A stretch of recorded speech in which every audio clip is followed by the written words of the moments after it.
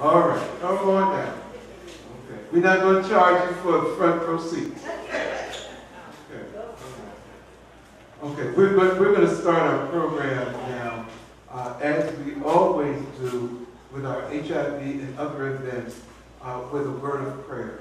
So I'm going to ask Pastor Omega Jenkins if he'll come up and lead us in prayer.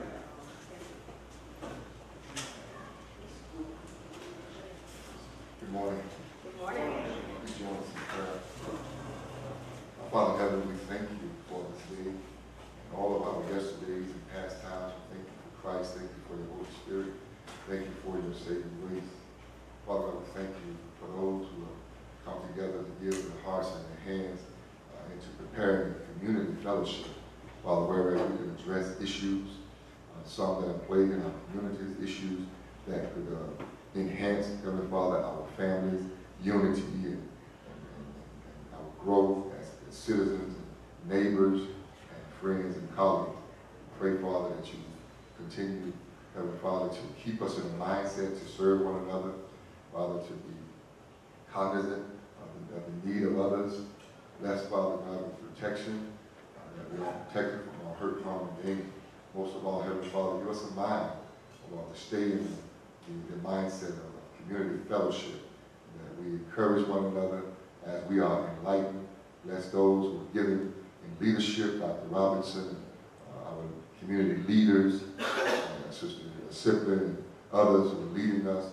Bless them to be focused, to remain focused in their ways. And for all that we know, Father God, we pray, O Lord, that you would keep us in a loving mentality and attitude. In the name of Jesus, we pray and we thank you. Amen. Thank you, Pastor.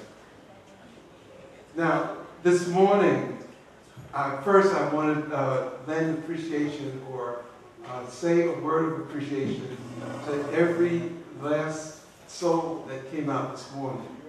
And I say that not lightly, because you could have been rolling over and getting your late morning nap on a Saturday morning. Okay.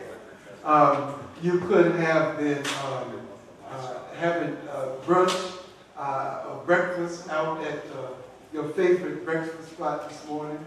To some of our younger folks, you could have been getting busy and catching up on your Facebook or Instagram or whatever social media, but you came out. And I really want to say, if no one else says this to you today, I appreciate you, and in your being here today, hopefully you'll be able to carry back to your agency, to your community, to your home, a message of information, a message of love, and a message of prevention to those who may be vulnerable to developing HIV and AIDS. And when I say those who are vulnerable, we all, okay, let me say that again. We all are vulnerable to developing HIV/AIDS. Okay?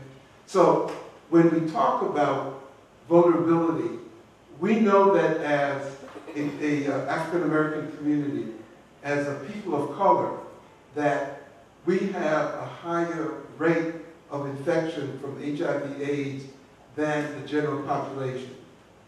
We also have a higher rate of not getting treated for HIV/AIDS as the general population. We also have a higher rate of developing other disease entities in untreated HIV/AIDS than the rest of the population.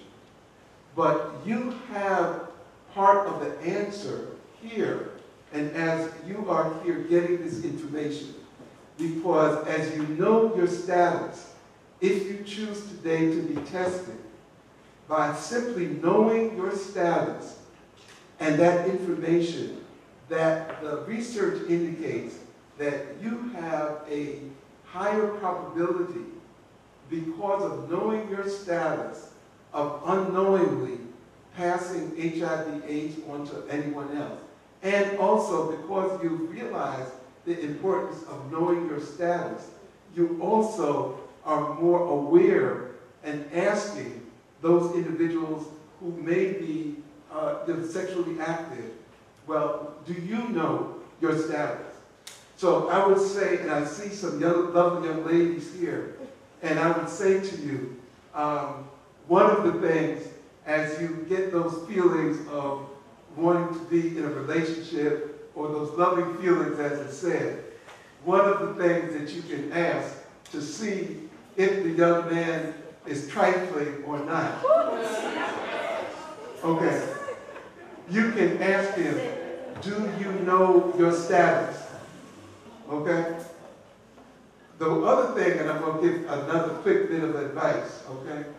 And that is, one of the most loving things that can be done also in letting you know how serious this young man, and it goes the other way too, that this young woman is, to say, baby, on our date, let us go down to the health department and we can test it together. Okay? Now, you know, if he's trifling, he's going to say, well, you know, or she'll say, well, I got to do my hair or whatever. But these are just some practical things. We'll, throughout the day, talk more about some practical strategies that you can utilize. But I don't want to take up a lot of time in our program. One of the things I want to do, because I see our dear Commissioner Simpson patiently waiting, and we're going to have her come on very quickly. But I want to also, because we have had a significant loss in our Florida community, in our community of young people. We have losses through HIV/AIDS, but this morning I also want us to take a moment of silence to honor the memory of those young people and teachers that died in the shooting incident that happened this past week. So if you will, to just bow your head, just in a moment of silence, and we'll continue our program.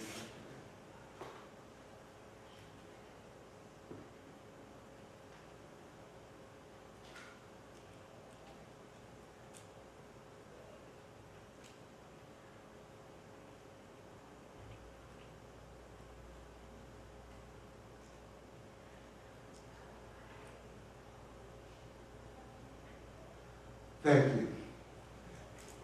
Without further ado, and because you never keep a politician waiting, I'm going to ask, and I say our dear Commissioner Simpson, because Commissioner Simpson, as a county legislator, is someone who has made it plain from her first days in office of her support for HIV/AIDS treatment, prevention, and most importantly, funding.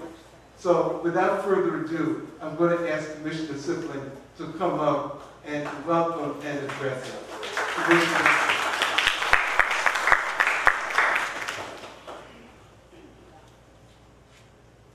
Well, good morning. Good morning. You know, it's always good to be amongst family, and I call you family because we're here all together concerned about what's going on in our community as it relates to how we take care of ourselves. You know, the doc was talking about, you know, what happened last week with some of our young folks. And I can tell you this, y'all. The Bible tells us that we must be sober, we must be vigilant, because the devil is walking about to and fro, seeking whom he may devour. And our young people are under attack. So I pray and I plead that you guys always, you know, when your kids go out, or if you know kids in your neighborhood, just plead the blood of Jesus over them, because our children need prayer, you know, and we offer them so much resources, but I think one of the greatest resources is giving them that prayer, giving them that covering. And I just left Robbinswood. We were doing our Archer Service Day where we had about 150 kids this morning at 7:30. I think they're probably 11 o'clock. They got to come in and eat. But just to see our young folks giving back. Service is so important. I try to tell my boys, you know, somebody served you. Somebody did something for you. So at a young age, it's okay to teach our kids to give back and to serve. So, and I do digress, but I want to tell you guys a personal story about how I first heard about AIDS, HIV. I was in high school, and my family is from Haiti. So a lot of our older family members don't speak English. So I was about 9th grade, and that was like in the late 80s, early 90s. My aunt, I had to go to the doctor with her, and I had to translate for her. And she was in a very abusive relationship. She had a husband, 3 kids. And back then, they didn't have the laws that they have now. If a cop comes out for domestic violence, where somebody's going to jail. Back then, if the wife didn't want to press charges or the husband didn't want to press charges, the cop just left. So she stayed in that relationship, and she ended up getting HIV, and then it transferred over to full-blown AIDS. And I had to tell my aunt that she had AIDS, but she was in denial. And she died in 6 months because she was in denial, didn't want to take the medication, didn't want to do what the doctors told her to do. And her husband, he was just a carrier. He's still living today. Yeah. And so what the doctor was telling you about, you know, you meet people and they look fine on the outside, but on the inside, they got stuff that you don't know about. So if you care about yourself, you need to ask those questions. And if they can't answer those questions for you, then that's not the person that you need to be with, because that means they hide stuff from you. And you don't need to be with people that hide stuff from you, because it might, you know, it might affect you. And I tell folks, not knowing something is it can cost you your life. They say ignorance is expensive. How expensive depends on how much you don't know. And so if you meet somebody who's a carrier, if you are a carrier and you don't know, things can happen to you.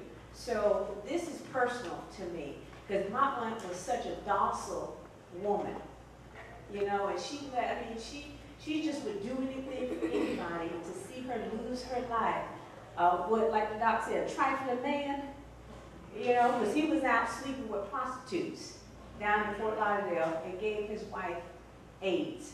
So you just got to be very careful, and I'm so grateful just to be a part of this event, because awareness and not being afraid to talk about real issues. You know, it might not be on television every time you turn on the news, but this is a real issue that's affecting our community. And that's why I love to be a part of things that talk about real things that affect our community, things that can cost you your life. So, but I know with all of the medical research, and there's ways that you can, of course, live with this illness, but, you know, we'd rather you live a healthy life and not take all this medication. And that's why we're here, and that's why we're doing this. And it's just great to see our young folks, our older folks here. You know, I call some of my seasoned folks. I don't say older, I say my seasoned folks, because they have the wisdom, they give the real flavor to society that people, you know, that we need. So, so it's just great to be here, and I see Dr. Sharon, you was relaxing a few minutes ago. So it's always good to see you, and the advocacy that you go out there and you always talk about health and disparities and all this good stuff. So it's just great to be here, and with that, God bless you all, and just keep each other in prayer. Thank you.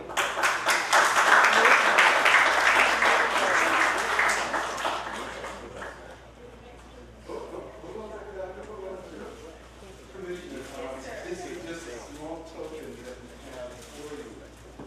It carries 2 messages with it.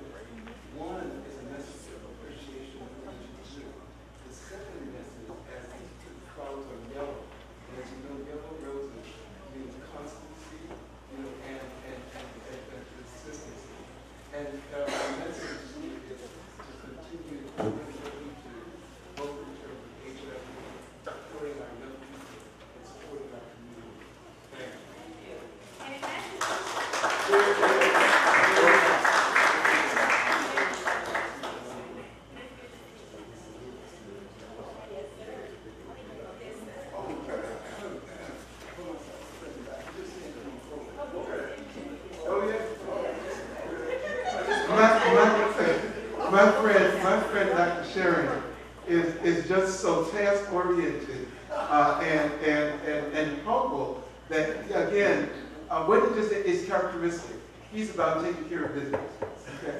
So I'm not going to talk about him too much, but I want you to know this is someone from the first time that we asked him. Now, this man is I like to call him the chief. Okay?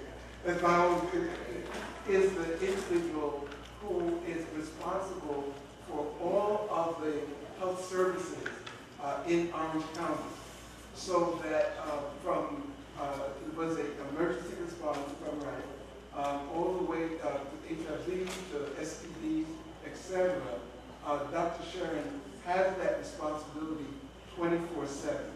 So for him to come out today on a Saturday as a civil servant, okay, that is extraordinary. The other thing I'm talking about a little bit in that, you know, and that is, at one of our events where he was asked to speak, he, after coming and delivering his speech, he begged excuse because he was going to volunteer at a free clinic that provided no-cost health services to individuals who could not afford it in our community.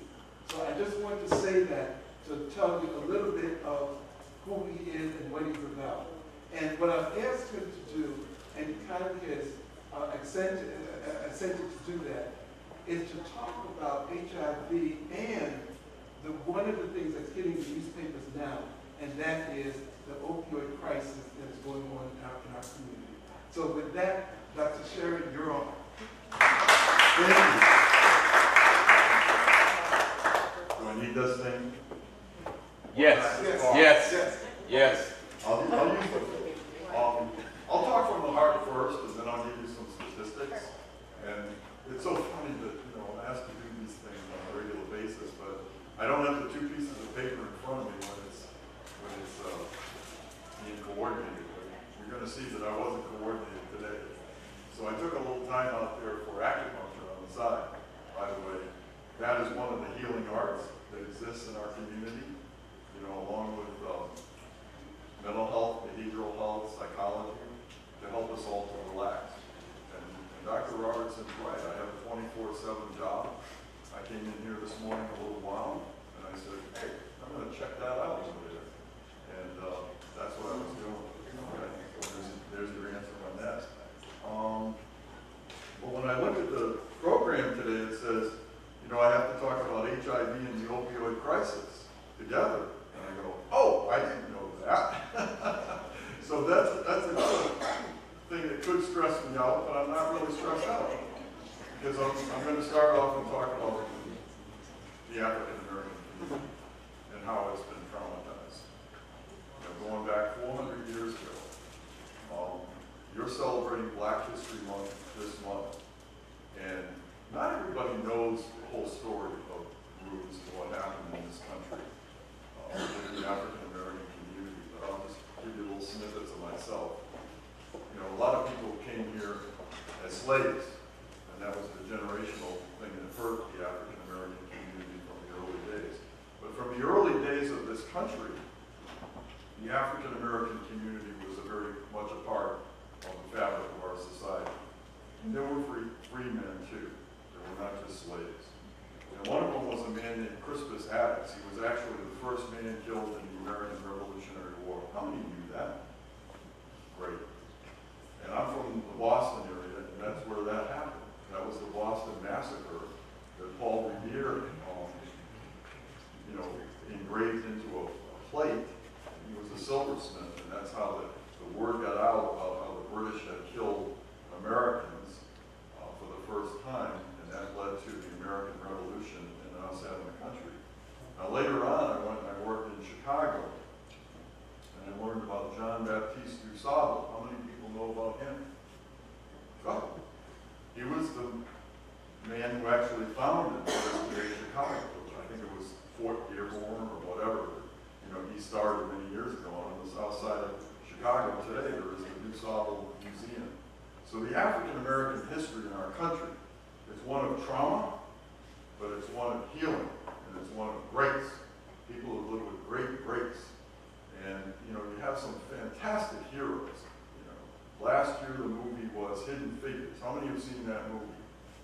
Okay? Go see this movie. If you haven't seen it, I think every young person in Orlando should see this movie. Every young person in Orange County.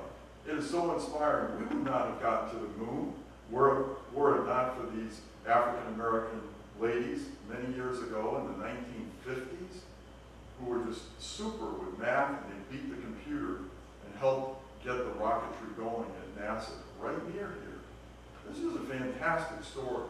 And of course, the red-tailed pilots from World War II, you know, they were heroes.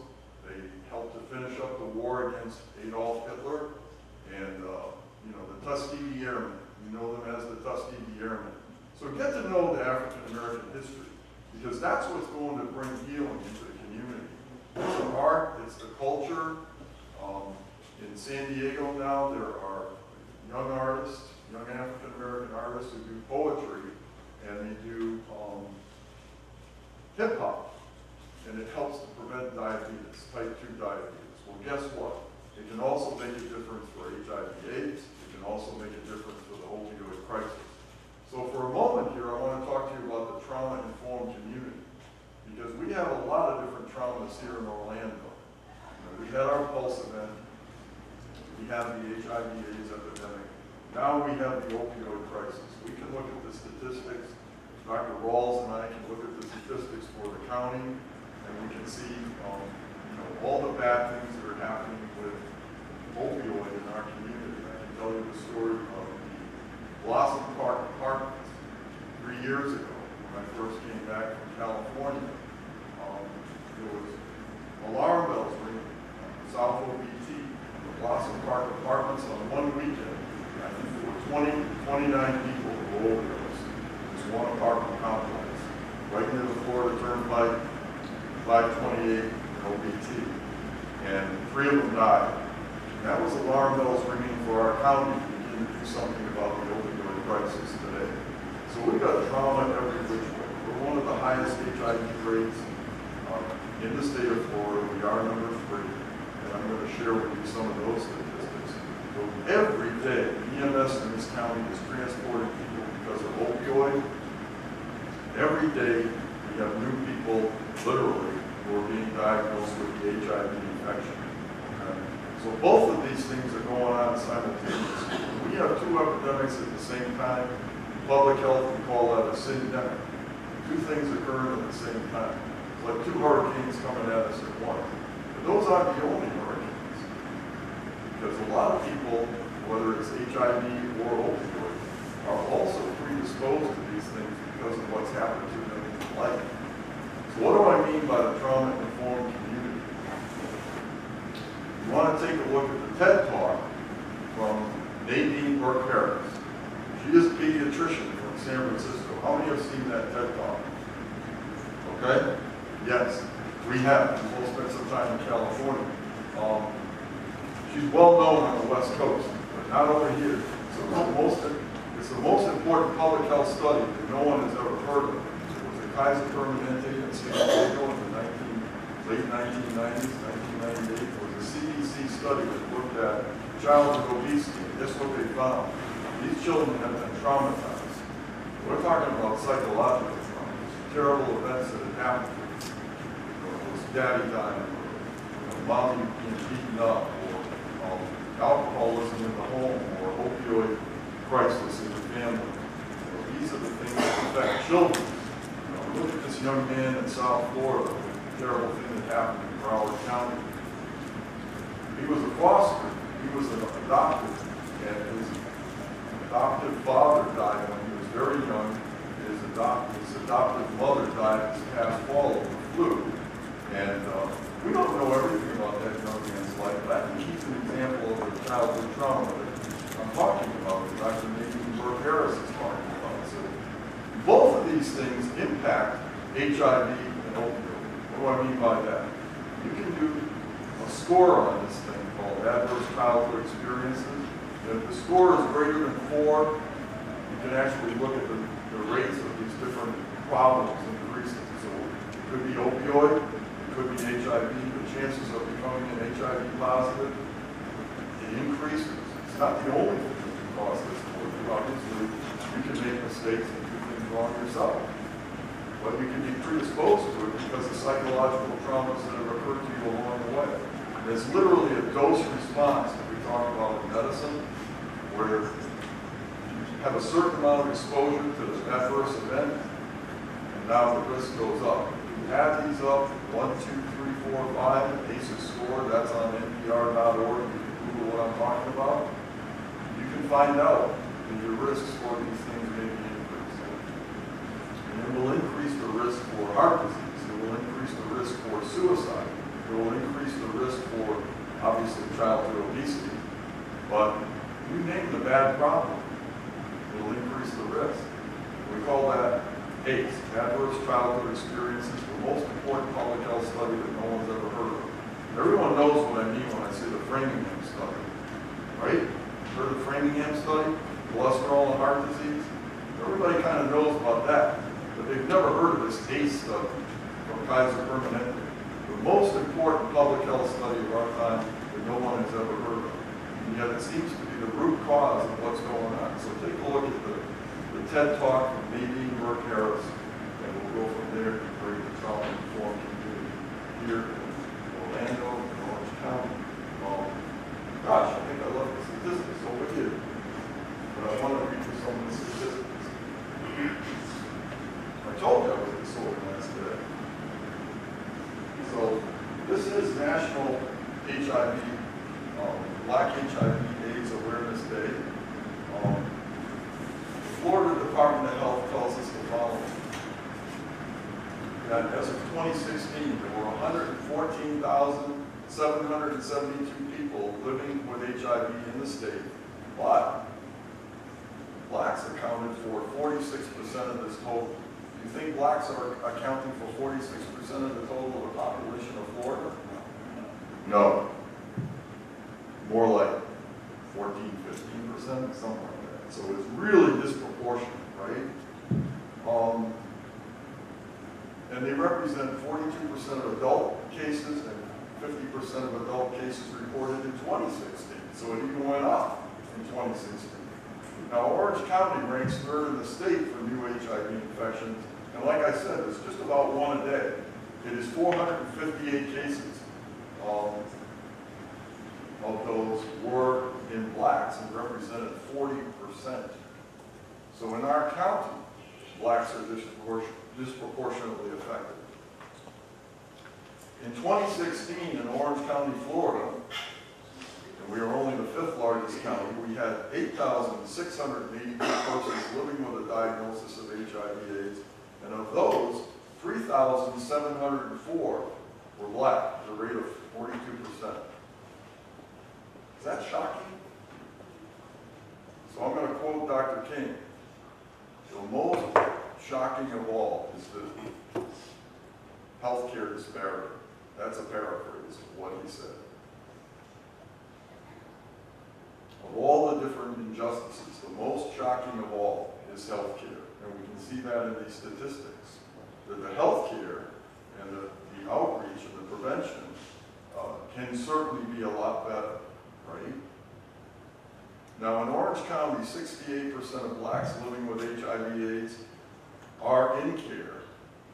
That means that 32% are not. That's not a good thing. There's that disparity in healthcare that Dr. King referred to, the injustice.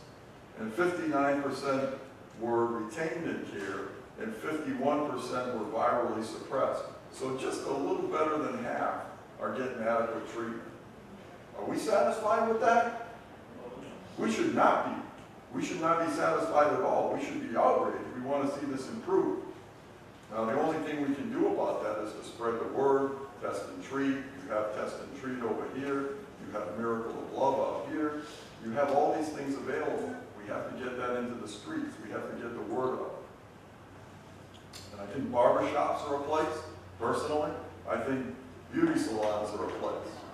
Right? Are we doing that here? Are we testing in the beauty parlors and the hair salons and the barbershops? Are we doing it in barbershops? Okay, good. So what is Florida's plan to eliminate HIV transmission and reduce reduce HIV-related deaths, to implement routine HIV and STD screening in healthcare settings and priority testing in non-healthcare settings.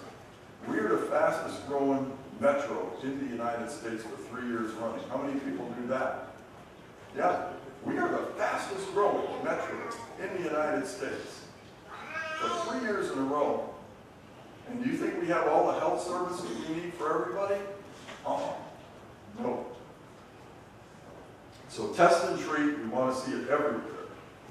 It can't just be the health department, with one little site here or one little site there. It's got to be going on everywhere. And then there's more to come. Provide rapid access to treatment and ensure retention and care. Improve the access to these medicines that Commissioner referred to. Yes, we have powerful medicines. They do work. We prefer to people not get the infection in the first place. But then you have to deal with trauma-informed community. You have to deal with condoms and being more educational in the school district. Hint, hint. We have to be a little more proactive. However, we have people who are getting the infection. We have to treat them adequately. We call that antiretroviral therapy. But we want to improve access to these antiretroviral pre-exposure prophylaxis. This is known as PrEP. And we're going to have that available in April in the health department, but it's available in many settings now. In fact, the Orlando area is 3rd in the nation for use of PrEP. That tells you how bad our epidemic is. And we've gotten PrEP to that level. We're 3rd in the United States. And then non-occupational post-exposure prophylaxis, we call that NPEP. So you got 2 words there. You got PrEP and you got NPEP. Pre-exposure prophylaxis and, the one that's occupational. Okay? We want to increase HIV awareness and community response through outreach, engagement, and messaging. But it's got to be culturally sensitive and specific and reach people. Why can't hip-hop or poetry be used for that? I'm just challenging people to think about that. Can we? Can we have hip-hop doing that messaging? Instead of, telling us to, have sex indiscriminately or use drugs, we can have some hip-hop spinning in the right direction on this, can't we? You think so? Okay. All right. Let's get an amen here. All right. So how are we going to address this in the 4-county area here? We have Osceola, Seminole, Brevard, and Orange that all partnered together with the State Department of Health. I work for the State Department of Health. You see this thing. So we're here representing ourselves officially today. So our Area 7, give a shout out to these people over here.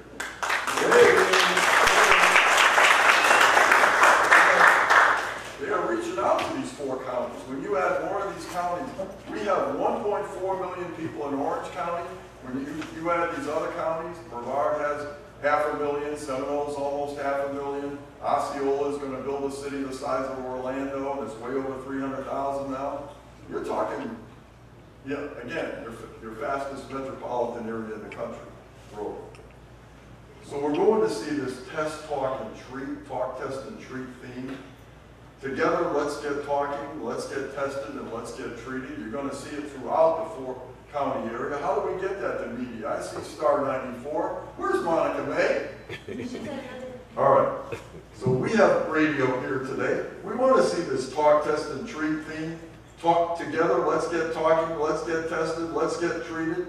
That website is www.talktest, S-T-E-S-T, talktest, CFL.com. www.talktestcfl.com, where you can find testing sites throughout Central Florida. PrEP services are coming through the health department in April. Not too soon in my book. We want to get them out there as quick as we can. Collaborative community efforts are taking place not only with your public health department, but many community-based organizations like Dr. Robertson's organization here today. And our goal is to reach the community together. Reach one, teach one, each one. Let's do this. Reach one, teach one, each one. Reach everyone to ensure that they're educated on HIV, providing testing, information, referrals to HIV care, or PrEP services.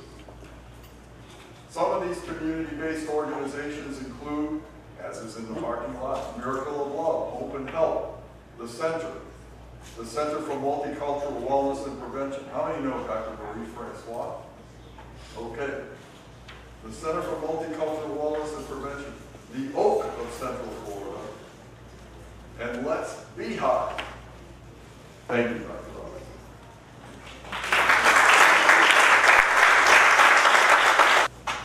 Dr. Sharon, I think you've given us some challenges that I truly hope that everyone that's participating today takes absolutely serious.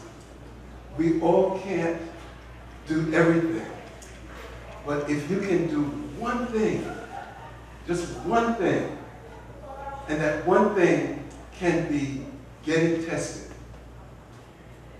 you make a significant contribution to the prevention and the decrease in HIV/AIDS infection.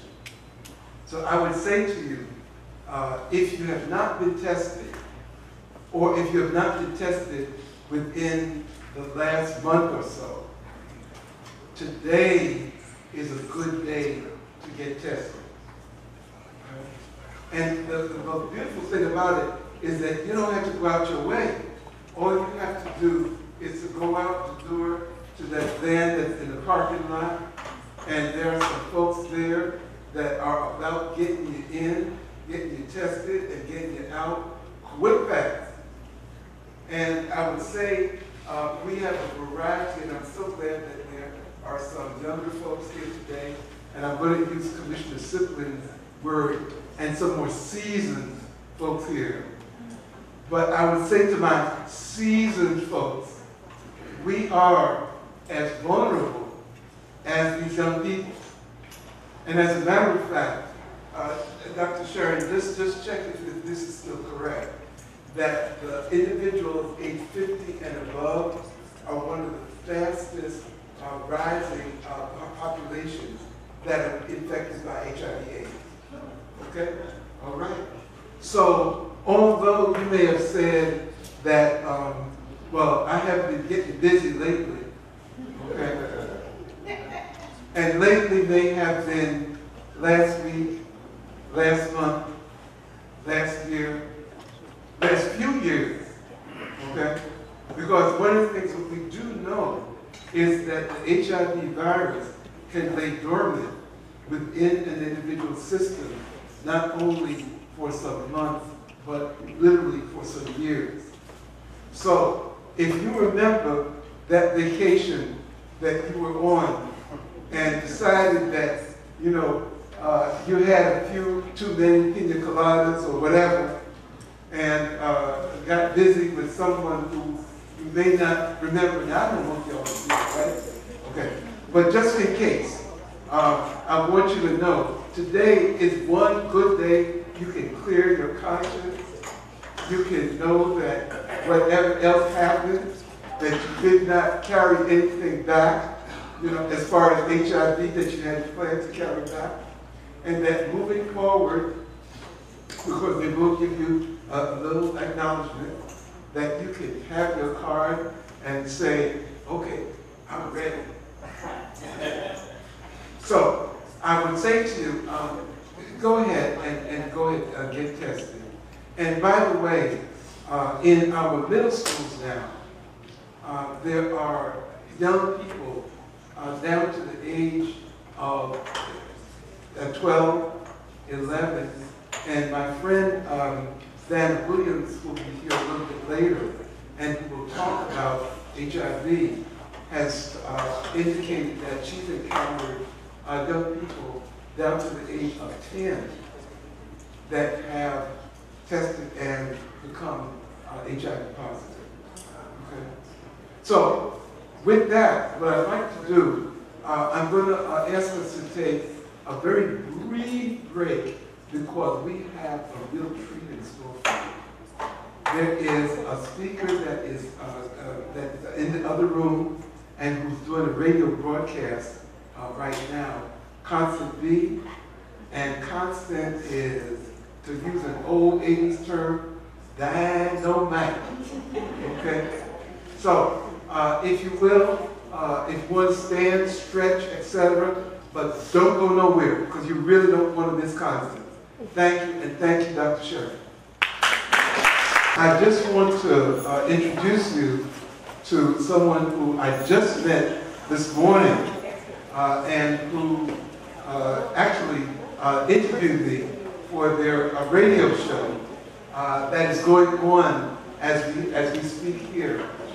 And the thing that I was impressed by, in addition to just the physical beauty of the sister, but also as she talked to, you know, her inquisitiveness, her questioning, and her wanting to know. So with that, I'm not going to say too much more, but to, again, introduce you as family to a newest family member, and that is Constant B of Lemon Squeeze. Okay, I just love the name, Constant Girl. Hello, everyone. Yes, and I am so happy to be here today. I'm very excited. I'm really even more excited to be with Lemon Squeeze and Problem Solving Network. The whole team is here. This was something that the producers brought to our attention and asked if we wanted to broadcast live here, and we agreed, and then the opportunity presented itself to where that I can actually share my story of having a parent that is HIV positive and now actually AIDS. So I just wanted to share that with you all, and in case any of you have children or might be experiencing this yourself, at least you can know from the child's point of view how it affects the child. So growing up, I was about 10 years old when I found out, and it was actually on Father's Day. What a day, right? To tell the child about you having HIV. But my parents were young, and so they thought that that was just the best way to let me know because we were all together. And I can just remember them letting me know the news that they had found out, and I knew that my father was sick. I just didn't really know what he was sick with. I remember him being very, very skinny and just losing a lot of weight, a lot of weight. And back then, they really didn't have all the different medications and cures that they have now. So when they told me about it, we were eating dinner. He was actually addicted to drugs as well. And to be honest, the motel that my mom actually got for him was actually on the street off of OVT. It's a little motel, and I think it's like maybe 2 blocks up or 2 blocks down. But anyhow, we stopped there and had Father's Day dinner with him. And when they told me about it, like I said, I was 10 years old, and so I was a daddy's girl. So to hear that, and I didn't know much about HIV or anything like that. I just knew that it was something that could kill you and that it was contagious. That's all I knew. So my first reaction to him was just like, I just backed away from him because I wasn't knowledgeable then. I didn't know how to really take that situation.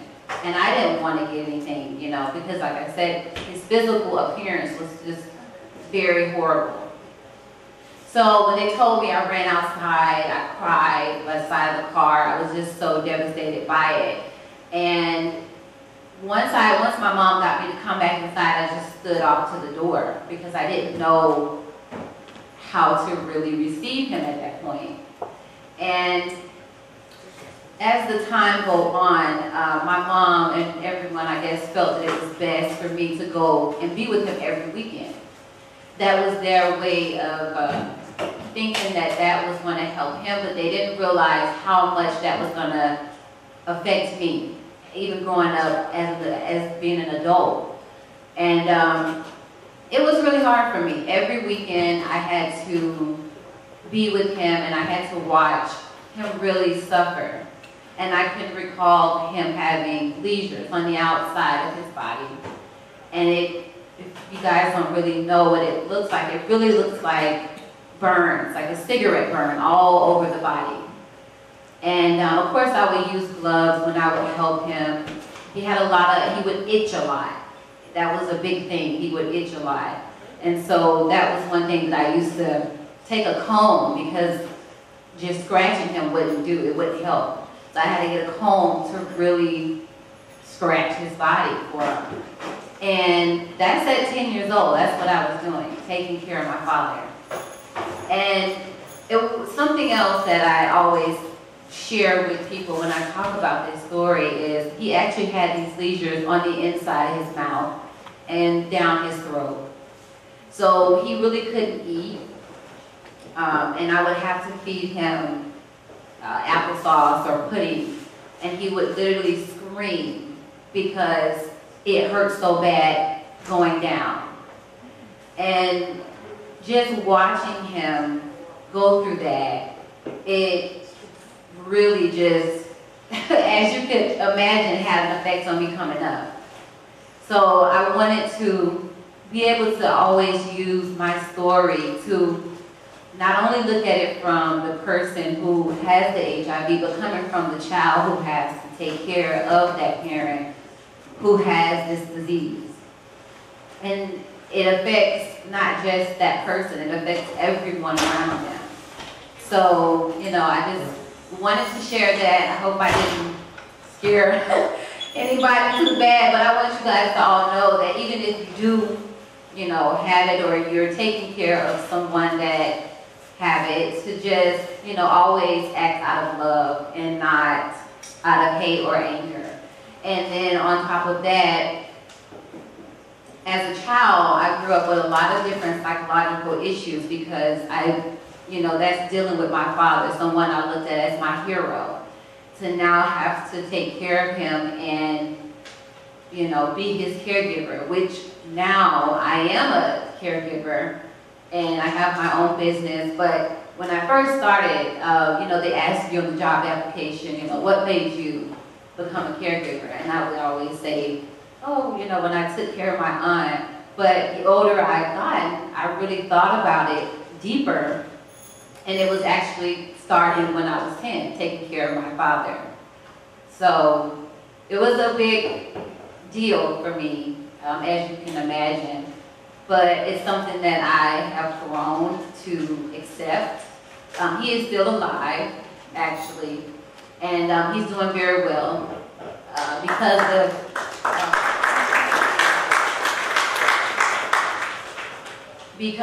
him, still being a user and not taking this medication. It did unfortunately turn into full-blown HIV and not just, AIDS and not just HIV, which I think a lot of people don't understand the difference between the two.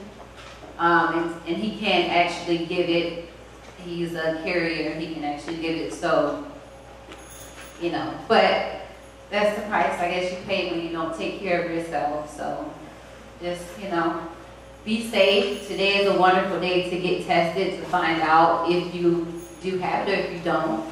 That way you can be knowledgeable about it and be able to take care of yourself. And so that's my story, and I just wanted to share it with you all. Thank you guys for having me.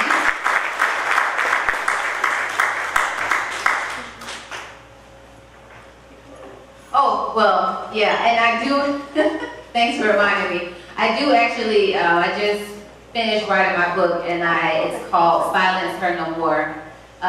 And it'll be out very soon. I just got the proof copy, so I'm going through that. But I do talk a lot about my experience. I go in a lot further detail. So I hope you guys will be able to pick it up one day. If you see the name, it's called, # Silence Her No More. So, thank you.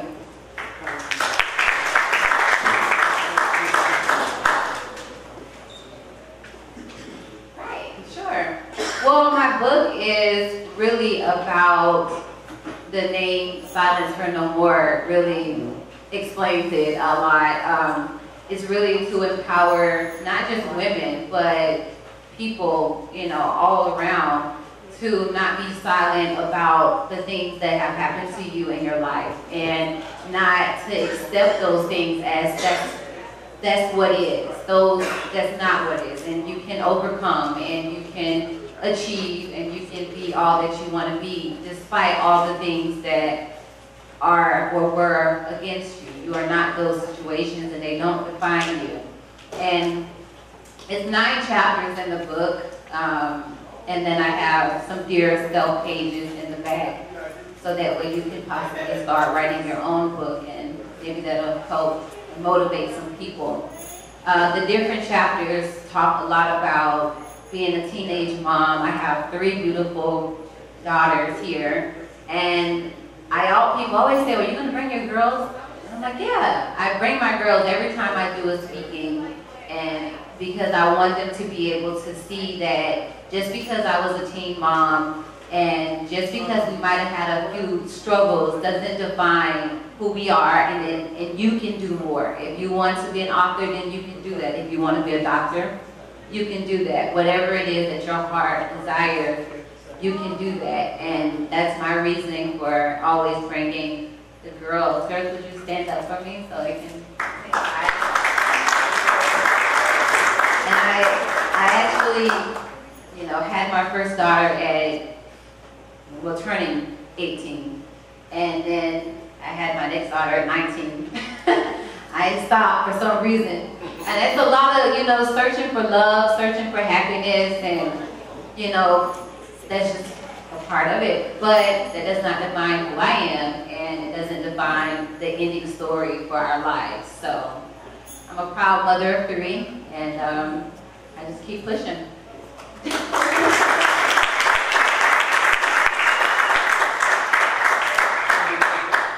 As a little token of our affection, we just wanted to give you this pink rose.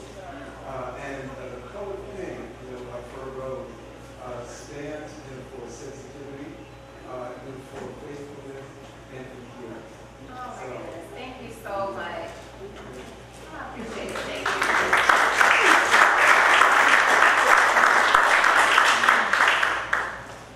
Okay, we're going to take, again, a short break. Don't go anywhere, because there is more and even more spectacular to come. So just hang on. Also, just so that you know, we also have a lunch for you. So for some of the young people that are here, especially, we're setting up now, and we're going to be serving lunch in the next few minutes. So just if you haven't taken anything from the table, please go take a look at what's at the table. Also, just so that you know, for those folks who test, we're also, in addition to the health department incentive, we also have a $10, it was going to be a gift card, but somebody said, I don't have time to waste time cashing in the gift card. So we have a $10 bill in an envelope for you for testing, okay? So if you thought about testing, haven't gotten tested, need to get retested, this is the time to do it. Thanks, take a break, and we'll get a question. Okay, and then you qualify for that incentive, okay? So go ahead and see the lady sitting in the white blouse, right by the banner in the back, okay? Starting out on the part 2 of our program, I just want to introduce you very quickly to Dr. Rochelle Jones, who is out at UCF, one of the few folks that look like most of the people in the room, but who's doing some tremendous work in a field and in an area that is still an unpopular area of research. So again, Dr. Joe, the mic is yours, and just tell it like it is.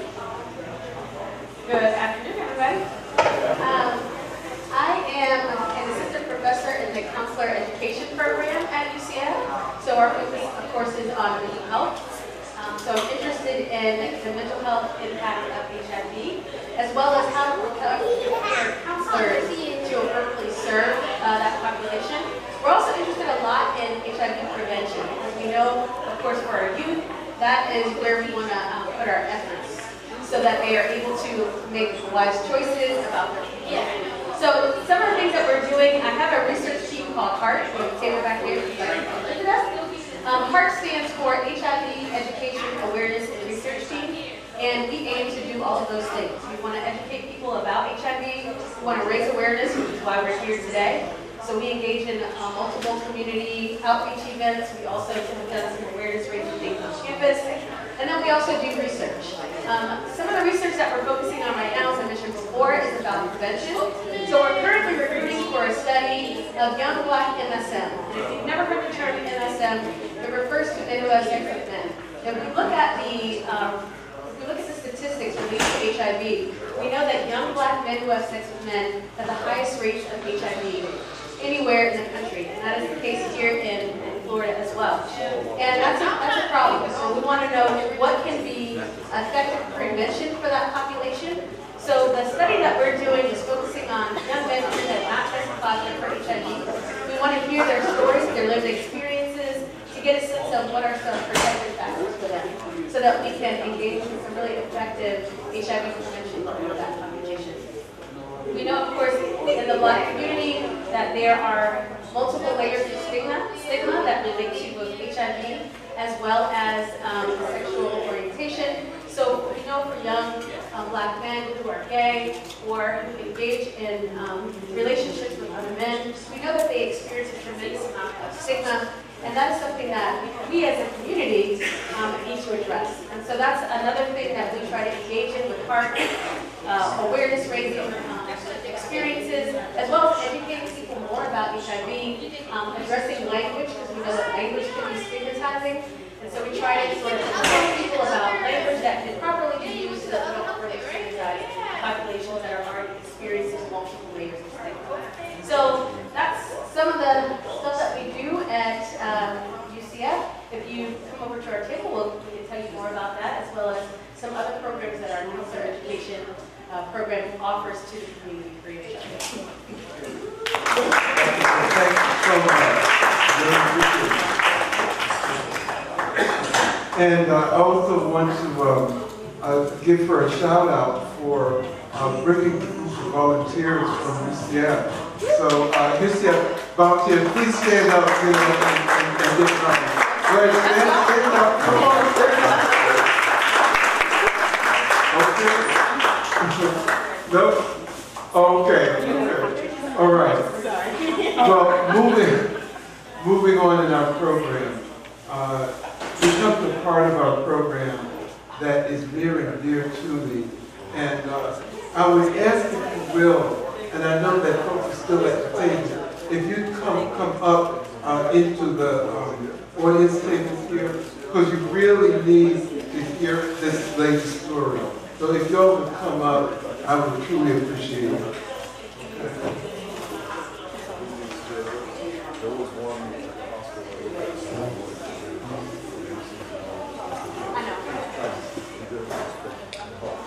Now, the person that is going to share with us a moment in her life is someone who is brave and courageous on so many levels.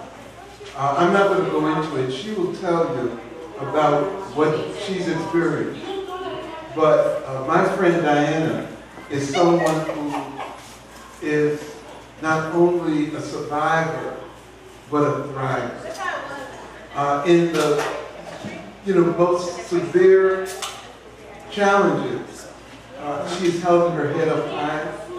And not only that, but in terms of dealing with significant life issues, she still has the agenda of helping others as she's helped herself.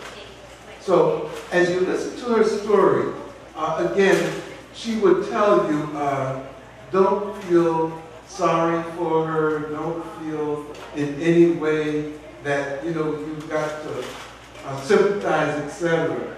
But Diana's message always is that if I can do it, and if I can survive, you can do it and still get back to the community. So with that, and Diana, I know I'm not telling but a fraction of your story, I'm going to say without further embellishment to come on up and share your story. Diana Williams. Thank you.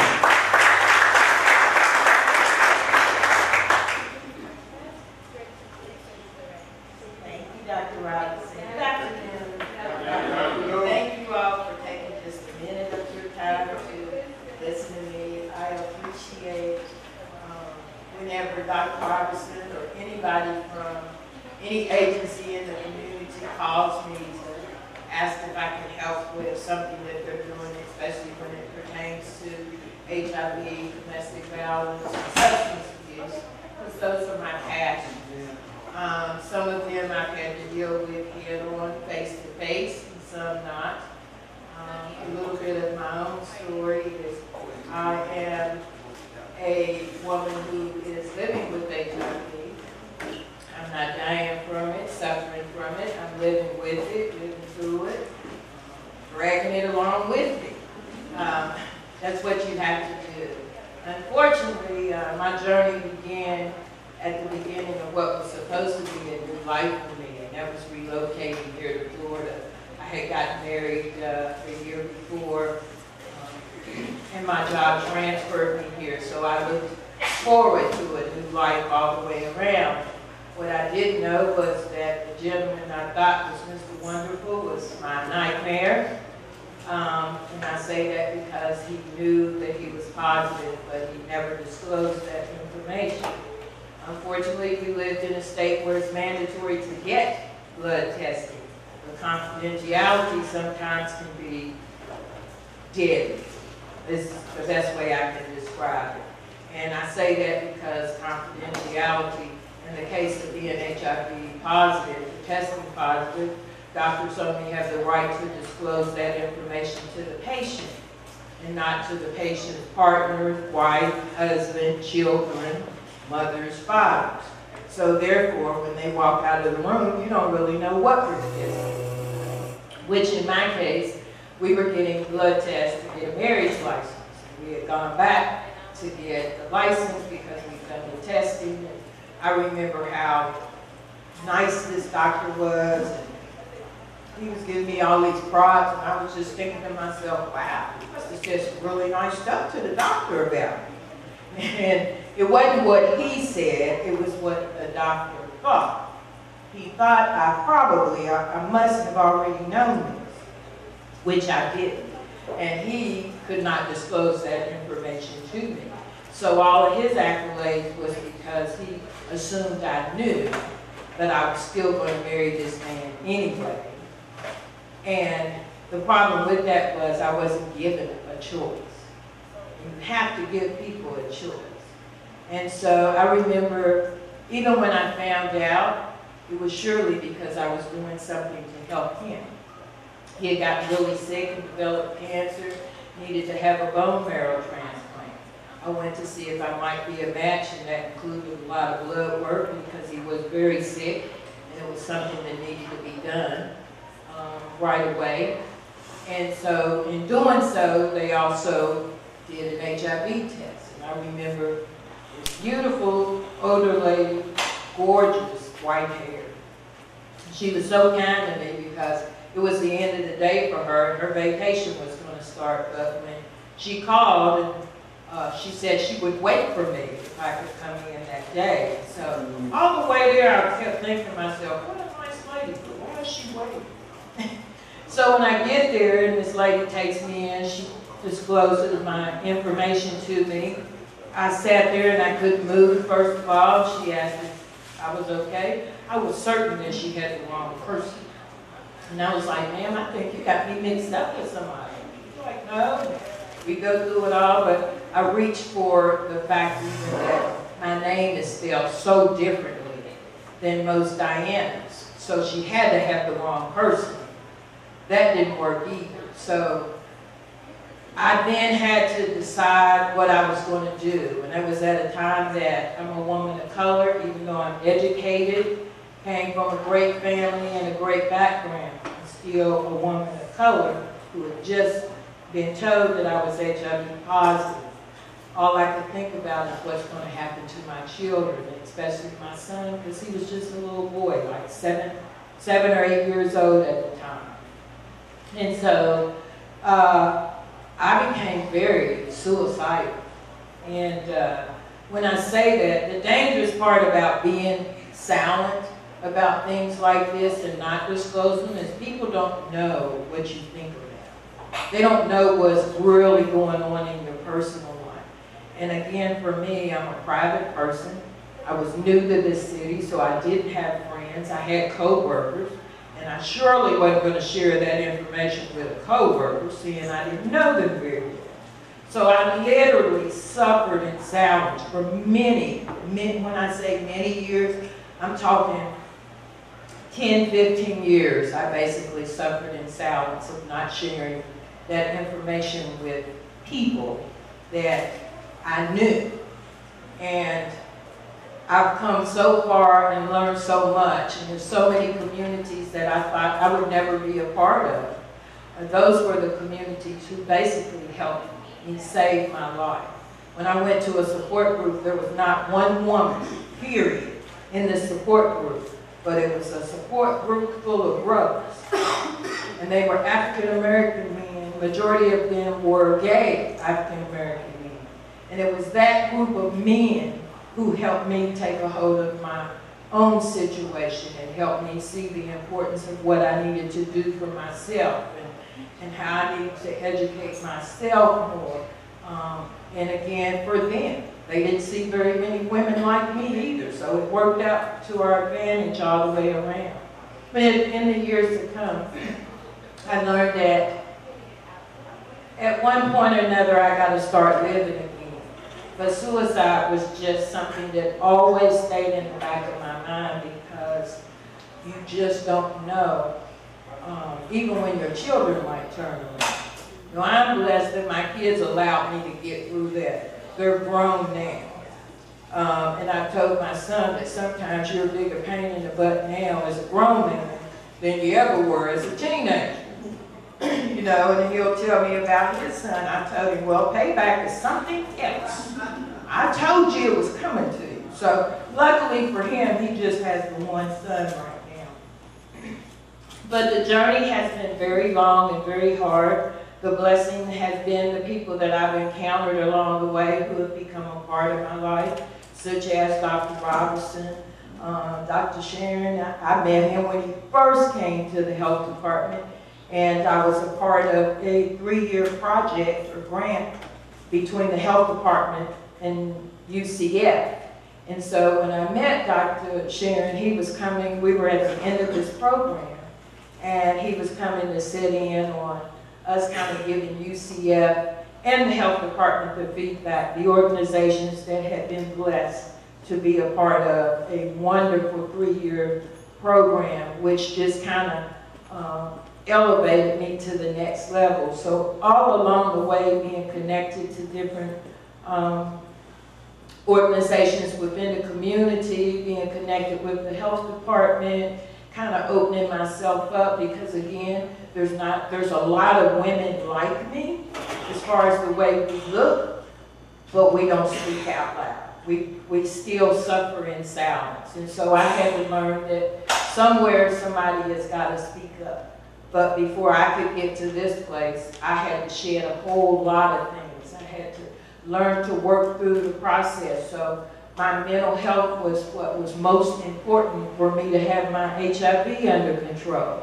And so I had to go into counseling. And I tell you, of all the things that I have had to deal with being positive, having somebody to help me with the mental health aspect of what I was dealing with was my saving grace. Had nothing to do with the church. They wasn't saving the sister at all. Okay? The church was just making me want to hurt more people.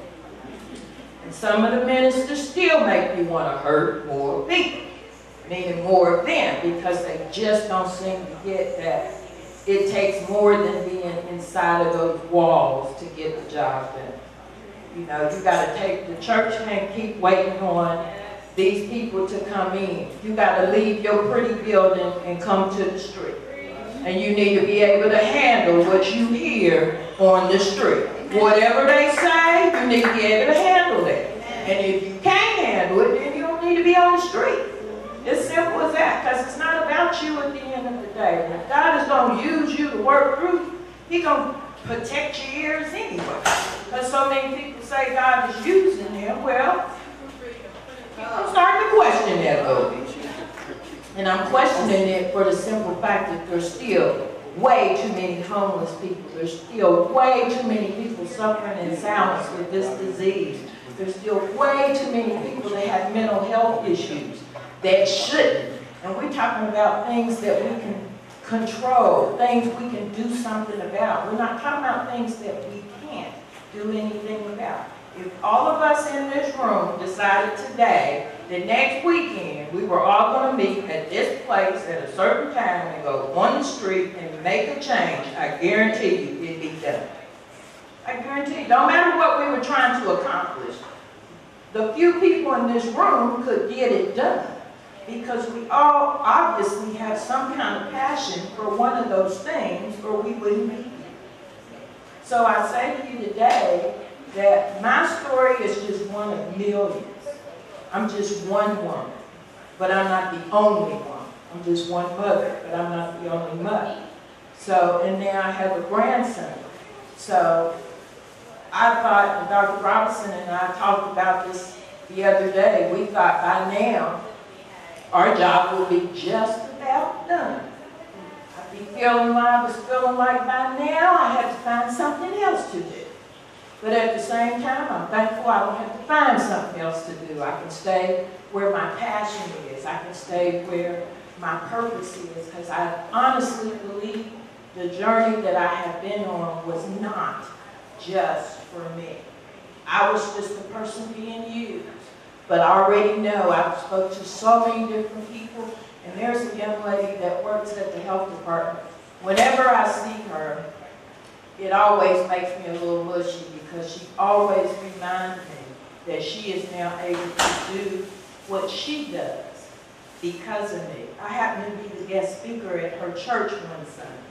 This lady had been living in silence for a few years. Nobody knew her situation. And there was a minister at this church that she was related to. They had 2 services. The minister called her at the end of the first service, stressing for her to come to the second one. It was also a church that, at that time, the senior pastor never allowed anybody in his pulpit who wasn't a licensed minister. On this particular Sunday, this gentleman never said a word. He sat outside of the pulpit with all the other ministers and allowed me the whole time that he would use to preach in both services. So again, when things are meant for you to do, they're done. And because of that, today, this young woman is now supervisor within the health department, but she's doing what she was called to do. And she said she would never been able to do any of it if it hadn't been that that relative was that I was at her church, that relative heard that conversation or heard me, told her to come, and she finally got to see for herself that there was a woman who looked like her, that was bold enough to speak on what she was dealing with. And so she no longer had to live in silence. So it took me, it was probably a year after that before I actually, was able to put a face to the name. But in the meantime, she had called me several different times. And when she did call, it's about a year later, she had just finished going through the training of her HIV training, and she was now ready to go to work in the HIV field. So again, one person was all it took to make a difference. And now she has a great job and a passion for what she does. So you never know what one thing you can do today to change somebody, to help them, to make a difference for tomorrow. So never stop doing what you're doing. If there's any way that I personally can help anybody here, whatever you're working on, please feel free to call me, and if I can, I will. My story is just one of many, and I hope that today, even for those of you who may have been a little closed-minded, maybe now that you've put a face to it, that might not be I'm not somebody you know, but I could be. I might not be your relative, but I could be. I'm not your sister, your mother, or your daughter, but I could be. You know, I only belong to one person in the room, and he's a brave person himself. And that's Mr. Howard Barrett. Howard and I, wave Howard. Howard is like a childhood friend. We have been in each other's lives since I was maybe 12 or 13 years old. He has always been an amazing person to me. Even in high school, there's some years difference. But him and the teenagers that he were growing up with, they were my role models as a young kid growing up in church. And I was always amazed at this group of young people because they were black. They were the smartest kids in their class. They were going somewhere. They were already making a difference in the community. And I'm talking, we were teenagers, 16, 15. So to know someone like that, and then years later, of course, we're nowhere near teenagers now, but to know that he's still the most amazing man that he was even then. And when we were growing up, people used to say he was going to be one of two things. We seen him either in the pulpit or in front of a courtroom. That was where he was going to be. He worked it out to where he could be in either one, the pulpit or the courtroom. So he is licensed, educated, diverse, just an amazing man. And I'm very thankful that he's been an awesome friend to me. He's just been a blessing. And through all of this, my daughter is a disabled Army veteran, and I've had to step away from my work in the community for the last couple of years because she got really, really sick. And last year, towards the end of the year, out of nowhere, she took this literally downfall overnight. And I put her to bed, woke up the next day, she didn't know who I was, where she was, or anything. And so for the next 3 months, we had no idea if she was going to come out of it or not. They told us the day before Thanksgiving, they were giving her 6 months to a year. So that was devastating to hear. It just kept getting gut kicked. It was just like, okay, I don't even know what all of this is about, because I feel like I've taken on my part as being a woman who was positive. And then I stopped living in silence. I'm trying to share, to help somebody else. So I couldn't understand, why is my daughter not coming out of this? There's a journey even there that showed me that regardless, sometimes you have to shift yourself. And I needed to shift for a while and just focus on just being her mom. And now I need to shift back to being her mom, but getting back to what my purpose was, my reasoning for being here, and that is to serve the community that I live in. So I love each of you. I hope my story helped you just a little bit in some way, and I look forward to seeing and working with you in the near future. Dr. Robertson, thank you again for inviting me to come.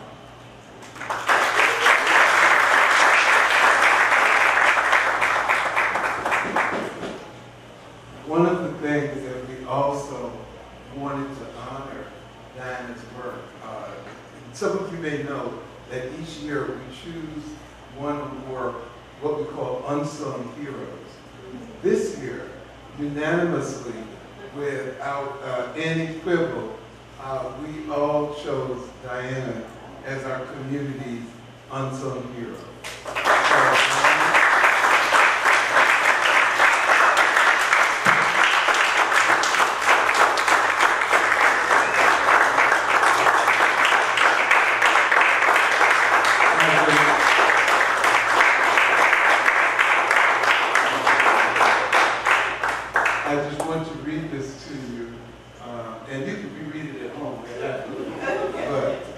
It is our unsung hero, presented to Diana Williams in recognition of your outstanding advocacy in HIV/AIDS prevention and treatment for the Black community and communities in general.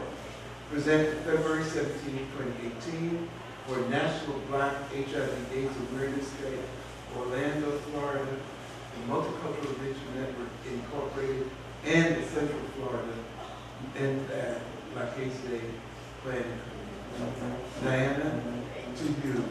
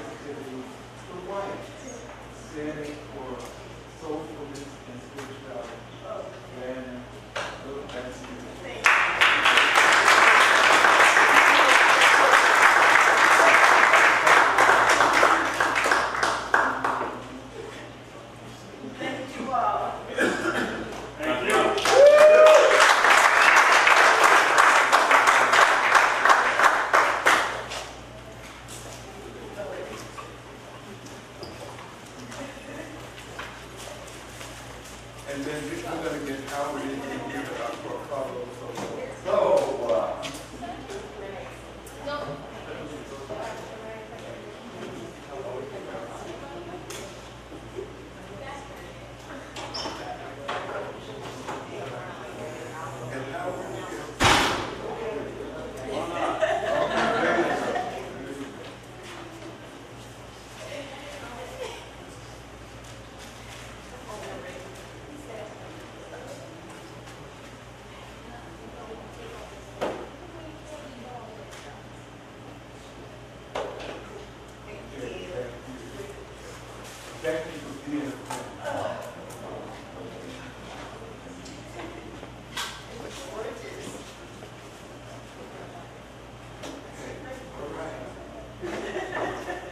And as Diana said, she'll have time after this.